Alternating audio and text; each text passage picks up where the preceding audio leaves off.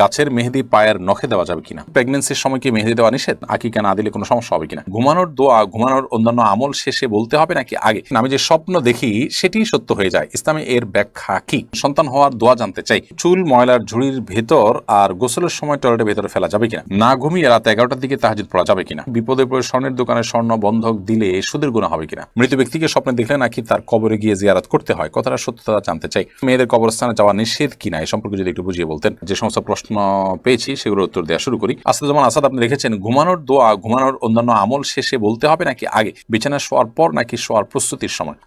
দেখুন, ঘুমানোর অন্যান্য আমলগুলো আগে সেরে ফেলবেন। আল্লাহুম্মা বিসমিকা মুতু ওয়া আহইয়া সর্বশেষে বলে আপনি ঘুমিয়ে যাওয়ার চেষ্টা করবেন। আইরিন শিকদার লিখেছেন, প্রেগন্যান্সির সময় কি মেহেদি দেওয়া নিষেধ? না, এমন কোনো কথা নেই। মেহেদি সর্বাবস্থায় দিতে পারেন, প্রেগন্যান্সির সময় দিতে পারেন, অন্য সময় আপনি দিতে পারেন।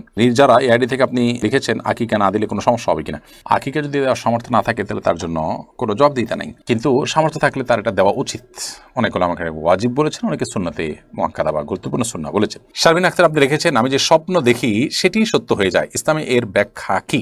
সব স্বপ্ন সত্য হয়ে যায় মোটেও তা নয়। আপনার কাছে মনে হতে পারে, আপনি বহু স্বপ্নই দেখেন যেগুলো আসলে যা দেখেন তা হয় না। তবে অনেক ক্ষেত্রেই আমরা যা দেখি সেটা পরবর্তীতে ঘটে যায়, এটা অস্বাভাবিক কিছু না। এর মাধ্যমে আপনি নিজের বুজুর্গির বা আপনি খুব আল্লাহ ভীরু এরকম কিছু প্রমাণ হওয়া জরুরি না। আবার এটার কারণে আপনি ভবিষ্যদ্বাণী করা শুরু করলেন, যেটা দেখছি এটা হবেই এমনটাও জরুরি না, কারণ যা দেখেন আসলে তার সব কিছুই সত্য হয় না, অনেক কিছু হয়তো হয়।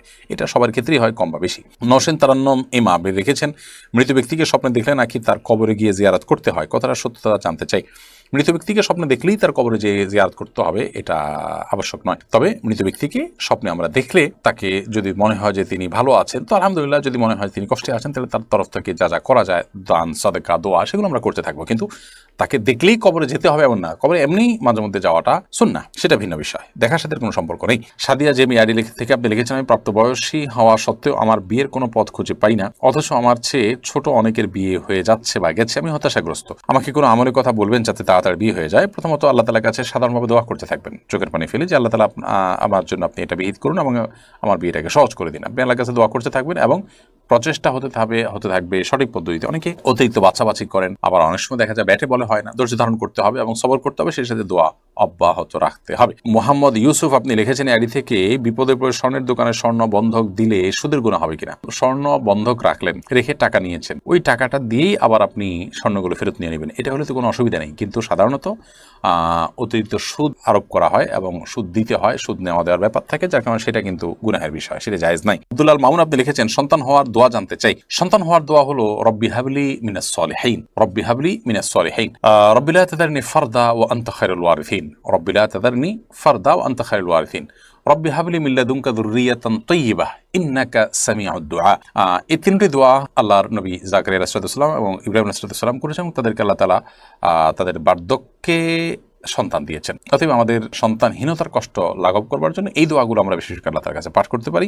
রব্বি হাবলি মিনাস সলিহিন, আল্লাহ আমাকে নেক সন্তান দান করুন, আল্লাহ আমাকে একাকী রাখবেন না, আপনি সর্বোত্তম ওয়ারিস উত্তরাধিকারী, আল্লাহ আপনার পক্ষ থেকে আপনি আমাকে নেক সন্তান দান করুন, ভালো সন্তান দান করুন। এই দোয়া আমরা করতে পারি। এই দোয়াগুলোর অর্থ বুঝেও আমরা আল্লাহ তাআলার কাছে নিবেদন করবো ইনশাআল্লাহ তাআলা। রহমান আহমেদ আপনি লিখেছেন, রেকর্ডেড তেলাওয়াত শুনলে কি সওয়াব হবে? রেকর্ডেড তেলাওয়াত শুনলেও সওয়াব হবে ইনশাআল্লাহ বিদিনা। তবে লাইভ তেলাওয়াত আর রেকর্ডেড তেলাওয়াতের মধ্যে তো পার্থক্য অবশ্যই থাকবে, ইফেক্টের পার্থক্য থাকবে। আমরা যখন এটাকে রুকিয়া নিয়ত করবো তখন লাইভ তেলাওয়াতের যে প্রভাব, রেকর্ডেড তেলাওয়াতের প্রভাব সেটা হবে না সন্দেহাতীতভাবে। কিন্তু রেকর্ডেড তেলাওয়াতও যদি আমি শুনি মনোযোগ দিয়ে, অবশ্যই তার মাধ্যমে আমরা সওয়াব পাবো ইনশাআল্লাহ তাআলা। এমডি আব্দুল আলিম সুজন আপনি লিখেছেন, না ঘুমিয়ে রাত 11টার দিকে তাহাজ্জুদ পড়া যাবে কিনা? তাহাজ্জুদ সাধারণত হুজুদ থেকে, যার অর্থ হলো ঘুম থেকে উঠে যে সালাত আদায় করা হয়, কিন্তু আপনি যদি এশার সালাত আদায় করার পর কোনো সালাত আদায় করেন 2 রাকাত 4 রাকাত তাহাজ্জুদের নিয়তে, তাহলে সেটাও এক প্রকারের তাহাজ্জুদ হবে, যদিও সেটা আক্ষরিক অর্থে যে তাহাজ্জুদ, তাহাজ্জুদের যে শব্দের অর্থ সেটা এখানে পাওয়া যাচ্ছে না, তারপর এটা এক প্রকারের তাহাজ্জুদ বা এটাকে কিয়ামুল লাইল বা রাত জেগে সালাত আদায় করা হিসাবে বিবেচিত করা হবে। বিধায় আপনি এটা করতে পারেন। অবশ্যই ভোর রাতে উঠার সামর্থ্য না থাকলে এই সময়ে সন্ধ্যা রাতে আপনি 2-4 রাকাত নামাজ পড়লে সেটা না হওয়ার চাইতে অবশ্যই ভালো, এবং সেটার কারণে আপনি এক ধরনের তাহাজ্জুদ সওয়াব অবশ্যই পাবেন। সাইফুল ইসলাম ফাহাদ লিখেছেন, আমরা 2 জন সাউথ কোরিয়াতে এক রুমে থাকি, আমরা 2 জনে কি রুমে জামাতে সালাত আদায় করতে পারবো? যদি আশপাশে মসজিদ খুব ধারে কাছে না থাকে তাহলে অবশ্যই আপনারা 2 জন মিলে জামাতে নামাজ পড়বেন, একা একা নামাজ পড়ার চাইতে, সেটি আপনাদের করা উচিত এবং এর কারণে আপনারা জামাতে সওয়াব পাবেন ইনশাআল্লাহ তাআলা। খুশবু এর থেকে লিখেছে, আপনি কি কি আমল দ্বারা দোয়া কবুল হবে? দোয়া কবুলের কিছু সময় আছে, সেগুলো কবুলের জন্য গুরুত্বপূর্ণ। আবার দোয়া কবুলের জন্য দোয়ার আগে পরে দুরূদ পাঠ করা, আল্লাহর প্রশংসা করা, সেটা খুবই গুরুত্বপূর্ণ। হালাল উপার্জন করা আরও বেশি গুরুত্বপূর্ণ দোয়া কবুলের জন্য। এবং কায়মনোবাক্যে দোয়া করা, আল্লাহ কবুল করবেন সেই দৃঢ় বিশ্বাস রেখে দোয়া করা এবং মনোযোগের সাথে দোয়া করা, এগুলো দোয়া কবুলের জন্য অনেক গুরুত্বপূর্ণ বিষয়। ঝর্ণা বেগম আপনি লিখেছেন, চুল ময়লার ঝুড়ির ভেতর আর গোসলের সময় টয়লেটের ভেতরে ফেলা যাবে কিনা?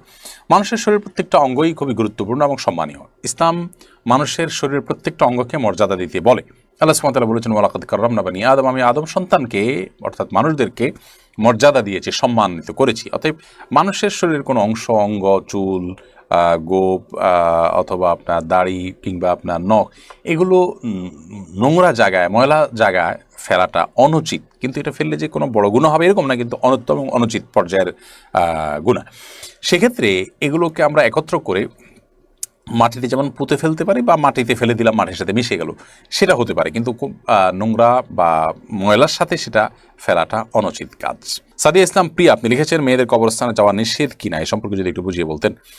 দেখুন, মেয়েদের কবরস্থানে যাওয়া নিয়ে আমাদের দুটি মত আছে। অনেক উলামা ইকরাম বলেছেন মেয়েরা কবরস্থানে যাবে না, গেলে গুনাহ হবে। অনেক উলামা সেটিকে অনুমোদন করেছেন। মূলত হাদিসে আসছে, নবী সাল্লাল্লাহু আলাইহি ওয়াসাল্লাম নারীরা অতিরিক্ত কবর জিয়ারত করে যারা, তাদের প্রতি লানত বর্ষণ করেছেন।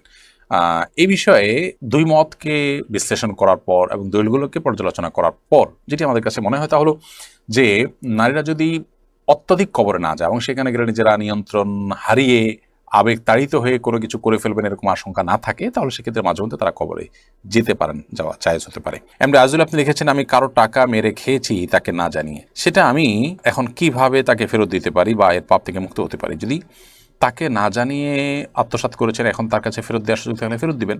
ওই কথা বলে দেওয়া কোনো জরুরি না যে আপনার টাকাটা আমি আত্মসাৎ করেছি, অন্য কোনোভাবে দিয়ে দেন, ভাই কিছু টাকা আপনি পাবেন, রেখে দেন, কীভাবে পাবেন জিজ্ঞেস করেন না। অথবা আপনি তার অ্যাকাউন্টে টাকাটা ঢুকাই দিলেন, তার বিকাশ টাকাটা পাঠিয়ে দিলেন, যে কোনোভাবে আপনি কৌশলে টাকাটা তার কাছে দিয়ে দিলেন, অথবা তিনি বেঁচে না থাকে তার ওয়ারিসদেরকে দিয়ে দিলেন। যদি তাকে পাওয়ার কোনো সুযোগ না থাকে, তাহলে তার তরফ থেকে গরিব দুঃখীদেরকে দান সাদকা করে দিলেন, ইনশাআল্লাহ আপনি দায়মুক্ত হবেন। মারিয়াম জামিলা আপনি লিখেছেন, গাছের মেহেদি পায়ের নখে দেওয়া যাবে কিনা? কোনো অসুবিধা নেই। আমরা অনেকে মনে করি মেহেদি এটা মাথায় বা দাড়িতে দিতে হয়, এটা বোধ হয় নখে দিলে অপমান হয়।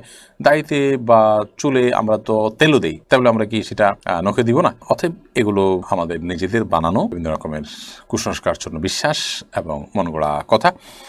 করোনাদের সাথে কোনো সম্পর্ক নেই। আমরা মেহেদি মাথায় বা মাথার চুলে কিংবা দাড়িতে যেরকম দিতে পারি, ঠিক একইভাবে হাতে কিংবা পায়ের নখেও দিতে পারি, কোনো অসুবিধা নেই। যদিও এটা মেয়েদের জন্য, মেয়েরা এটা দিয়ে সৌন্দর্য বর্ধন করবেন সেটাই সুন্নাহ, পুরুষদের জন্য এটা দেওয়াটা সুন্নাহ না। বিশেষ করে হাতের নখে, হাতে পায়ে নখে ইত্যাদিতে, চুলে বা দাড়িতে পুরুষরা দিতে পারেন, কিন্তু হাতে পায়ে মেহেদি পরা, এটা দেওয়া, এটা মেয়েদের জন্য সুন্নাহ। নবী সাল্লাল্লাহু আলাইহি ওয়াসাল্লামের সময় মেয়েরা হাতে পায়ে মেহেদি দিতেন, কিন্তু পুরুষ কোনোদিন দিতেন না, এবং তিনি মেয়েদের এবং ছেলেদের হাতের পার্থক্য বুঝতেন হলো মেহেদি দিয়ে। আল্লাহ রাব্বুল আলামিন কোরআন এবং হাদিসের আলোকে যে কথাগুলো আমরা জানলাম, শুনলাম, বুঝলাম, সেগুলো আমাদের আমল করার তৌফিক দান করুন।